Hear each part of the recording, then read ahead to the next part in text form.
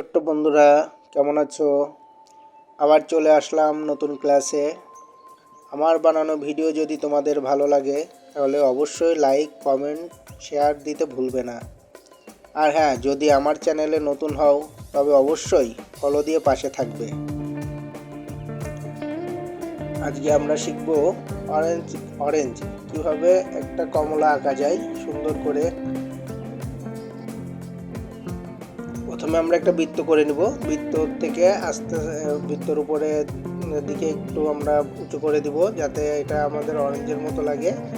এটার উপরে আমরা একটা পাতা দিয়ে দিব যাতে অরেঞ্জটা আরো বেশি সুন্দর দেখা যায়।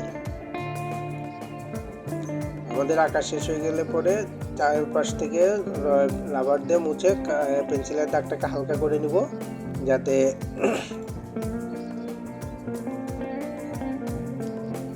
যাতে আমাদের রং করার সময় রংটা কালো না হয়ে যায়। রংটা যাতে সুন্দর দেখা যায় সেই জন্য আমরা চারিপাশ থেকে রাবার দিয়ে মুছে রংটার কালার, পেন্সিলের কালারটাকে হালকা করে নিব। প্রথমে আমরা অরেঞ্জ কালারটা সাইড দিয়ে সুন্দর করে গাঢ় করে দিয়ে দিব। গাঢ় করে দিয়ে এটার মাঝের দিকে আস্তে আস্তে হালকা করে দিব। চারিপাশটাকে সুন্দর করে বর্ডার করে নেব অরেঞ্জ কালার দিয়ে, তাহলে কিন্তু তোমার কালারটা বাইরে যাবে না। কিন্তু না হলে যদি আমরা তাড়াহুড়ো করে করতে যাই আমাদের রংটা বাইরে চলে যাবে, তখন দেখতে ভালো লাগবে না। কারণ তোমরা আস্তে আস্তে ধৈর্য নিয়ে রংটা করবে যাতে রংটা অনেক সুন্দর দেখা যায়। দেখো, আমি সাইড দিয়ে প্রথমে গাঢ় করে রং দিয়ে নিয়েছি, এরপর আস্তে আস্তে হালকা করে দিচ্ছি মাঝের দিকে। এখানটাতে আমি লাইট কালার মিক্স করব। যেহেতু আমার কাছে অরেঞ্জ কালার এবং ইয়েলো কালার আছে, তাই আমি এই দুইটা কালার দিয়ে তোমাদের দেখাচ্ছি। অরেঞ্জ কালারের সাথে অরেঞ্জ কালারটাকে হালকা করে এটার সাথে আমরা ইয়েলো কালারটা মিক্স করব এবং একটা পেপার হোয়াইট রাখবো যেই জায়গাটা লাইটের জন্য আমরা রেখে দেবো, তাহলে আমাদের এটা দেখতে আরও বেশি সুন্দর লাগবে। দেখো, আমি যে জায়গাটাতে অরেঞ্জ কালারটা হালকা করে দিয়েছিলাম সেই জায়গাটাতে ইয়েলো কালারটা মিক্স করে দিচ্ছি। আমাদের কালারটা কত সুন্দর হয়ে যাচ্ছে। দেখো, কালার দুইটা কালার একসাথে মিশে একটা সুন্দর লাইট কমলা কালার চলে এসেছে। আমরা কিন্তু জানি যে গাঢ় কমলার সাথে হলুদ কালার মিক্স করলে লাইট কমলা হয়ে যায়। তোমরা নিশ্চয়ই জানো আমার মতো।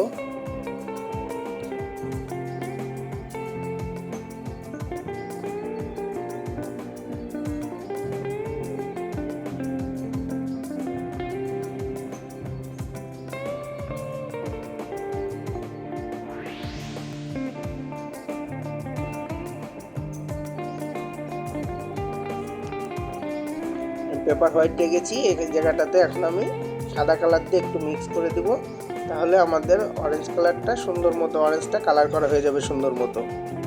এবার আমরা বোটাটা আর পাতাটা করব। বোটাতে আমরা গাঢ় সবুজটা দিব এবং পাতার ভিতরের যে শিরাগুলো আছে সেই শিরাগুলোতে আমরা গাঢ় সবুজ কালারটা দিব এবং পাশ দিয়ে হালকা সবুজ কালারটা দিয়ে পাতার কালারটা সুন্দরভাবে করে নেব।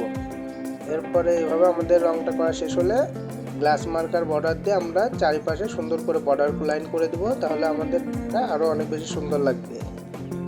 ভিডিওটা যদি তোমাদের ভালো লাগে অবশ্যই শেয়ার করবে তোমার বন্ধুদের সাথে, যাতে তারাও তোমার মতো দেখতে পারে, শিখতে পারে।